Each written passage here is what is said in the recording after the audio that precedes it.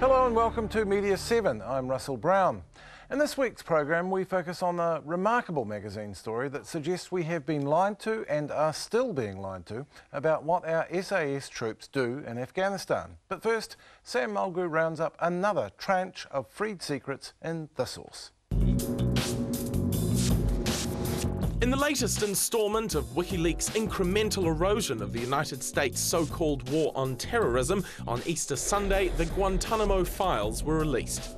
The detainee assessment dossiers detail each of the men and boys who have been punished over almost a decade within the barbed wire walls of the ferocious Guantanamo Bay in Cuba. In 2002, US Vice President Dick Cheney called the detainees the worst of a very bad lot. They are very dangerous. They are devoted to killing millions of Americans. Amazingly, only 54 of them were allowed a trial, and in those trials, just 15 were proven guilty. The oldest detainee, 89-year-old Mohammed Sadiq, who was held for 4 months after officials decided his innocence, suffered multiple illnesses. And one of the youngest, 15 years old when detained, can be seen here crying under interrogation. He was punished for 9 years without a trial. 25 detainees tried hunger strikes to no avail, and almost 100 had psychiatric illnesses. The WikiLeaks media storm blew hard this year. 55% of New York Times issues have had information sourced from WikiLeaks. For the Gitmo files, though, the whistleblowers removed the New York Times and The Guardian from their media coalition, but the files went viral anyway. Within 48 hours, The Guardian website had 21 articles, a video and a devoted Gitmo homepage, while WikiLeaks partner The Telegraph was running just 3 stories. Meanwhile, Nobel Peace Prize laureate Barack Obama, who 3 years ago promised to close Guantanamo, still presides over 172 unsentenced detainees there. For them, there is no end in sight. Sam Mulgrew there. Now, this feature in the new issue of Metro magazine has been a long time coming. Its author, Jon Stephenson, has worked on it for 4 years. It's taken him to Afghanistan and back more than once. It has been turned down by media organisations who have thought it too hot to handle. Jose Barbosa explains what it's all about. This is a story about what happened to the residents of a village in the Helmand province of Afghanistan. On the morning of the 24th of May 2002, armed men invaded the village of Bandi Timor. During the raid, 3 people died, including a 6-year-old girl who, no doubt terrified, fell down a well. 55 prisoners were taken to a nearby US detention centre. In a Metro magazine article published last week, Jon Stephenson says New Zealand SAS troops led the raid, which included soldiers from the US Army's 101st Airborne Division and Canadian Special Forces. According to Stephenson, the SAS took the men at Bandi Timor prisoner and handed them over to US custody. At the detention centre, they were made to strip and parade naked. One man was beaten so badly, he now has to use a wheelchair. When they made us walk naked in front of all those Americans, says Abdul Wahid, I was praying to my God to let me die. If someone could have sold me a poisoned tablet for $100,000, I would have bought it. The SAS troopers that I've spoken to were very disappointed and in some cases disgusted that prisoners that they had taken and treated well and transferred to the Americans were subsequently mistreated and tortured. It goes against everything that the SAS stand for.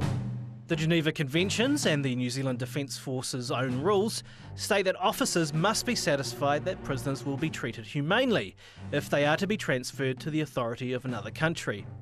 They cannot be handed over if there is any likelihood they will be mistreated or tortured.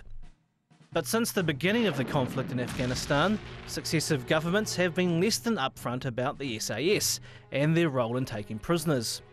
Well, I've asked the then General Matapara to look into that specifically because this issue came up last year. He has done that on more than one occasion, and he assured me at that time that was not the case. But Stephenson's sources say otherwise. They also dispute US intelligence that Bandi Timor was full of Taliban.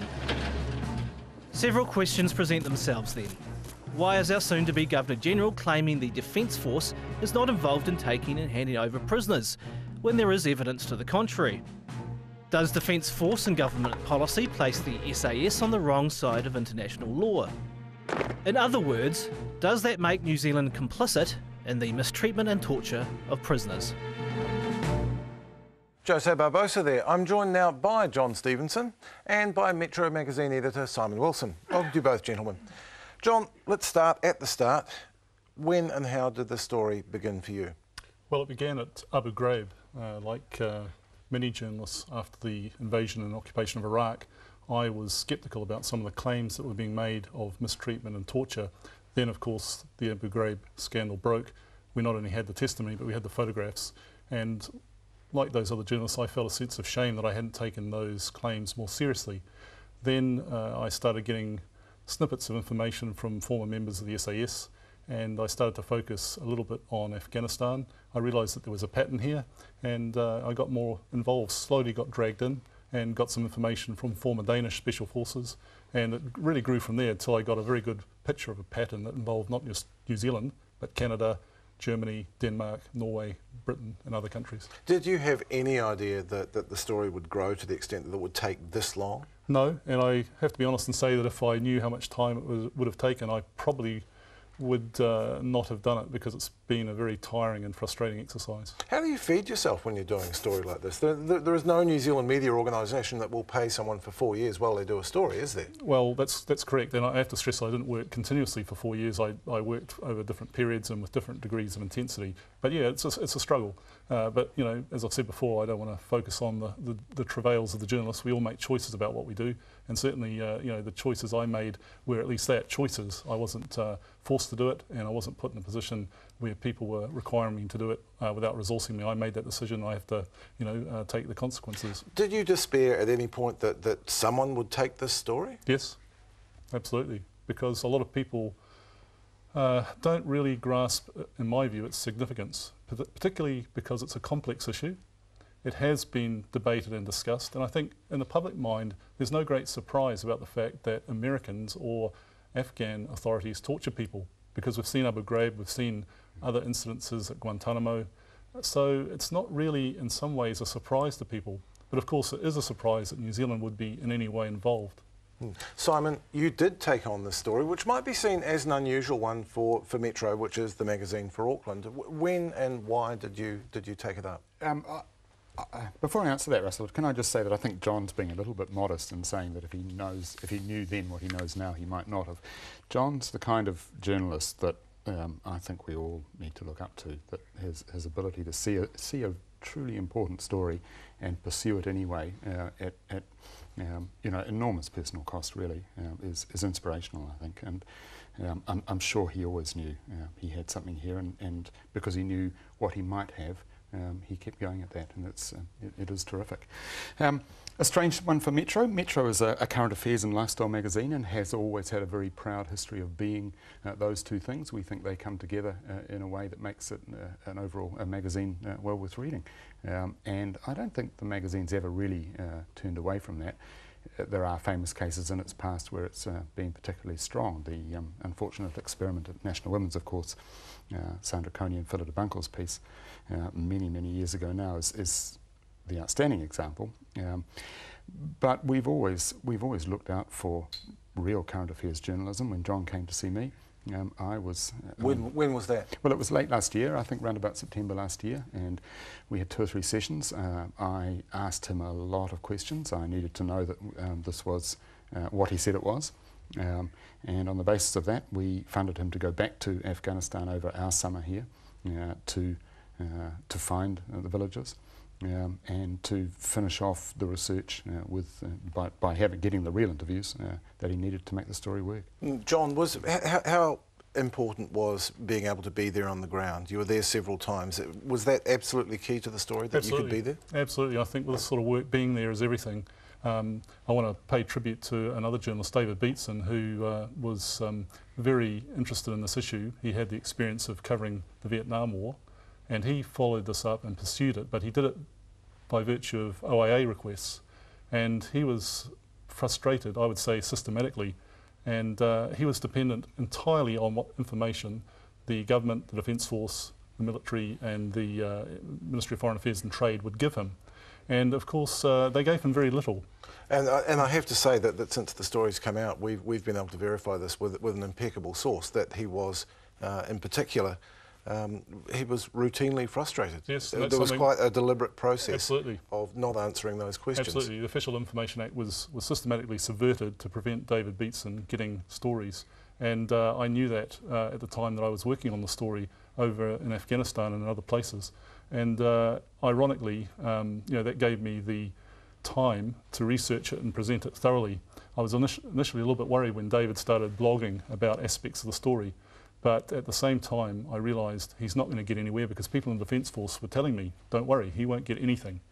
And of course, without going there on the ground and getting the information, he was effectively stymied. He produced some good pieces, but he wasn't able to break the back of the story. When you were there on the ground, it doesn't take too much to believe that the villagers would want to talk to you because they had a story. But also some of your key sources were SAS troops themselves, weren't they? Correct. What was your relationship with them? Well, it's a complicated relationship because, I've always tried to avoid giving the impression that there's a mutiny in the SAS and people are pouring out the gates trying to tip me off to My Lai massacres. It's not like that. And I have to stress again, it's important to say this, that there are many, many good people in the New Zealand Defence Force, including the SAS. They're professional people. They're not crazed killers, as some people sadly try and paint them to be. But they had a sense of unease, some of them, about what they were not doing themselves, but what they were part of, the bigger project. And I think it's become abundantly clear since the so-called 9/11 attacks that America in particular, and also some of its allies like Afghanistan, have been doing some horrible, reprehensible things with detainees, and these are things that do not sit well with the men and women of the New Zealand Defence Force. Now, Simon, this actually raises quite an intriguing question for an editor, because John's been there on the ground, he's talked to these people. There's no way that you can verify that, is there? That's correct, and it is difficult. Normally you would expect to be able to talk to his sources, or at least to find some other way of independently verifying the story. We couldn't do that in this situation, so what we did instead was a rigorous cross-examination of John. I have seen quite a bit of his material. We worked in a small team in the office, a senior journalist, the lawyer, of course, to make sure, to satisfy ourselves we got it right. But you're right, in the end, it had to be an assessment about whether we thought John was on the money. A matter of trust. That's right. I'm very pleased to say we do have that trust. Well, and nothing that's happened since has suggested otherwise. And as I said, we've been able to independently verify the key claims of the story, so I think you bet right. Anyway, we'll pause now and return soon with more on the SAS story and a look at the price some journalists pay for covering conflict.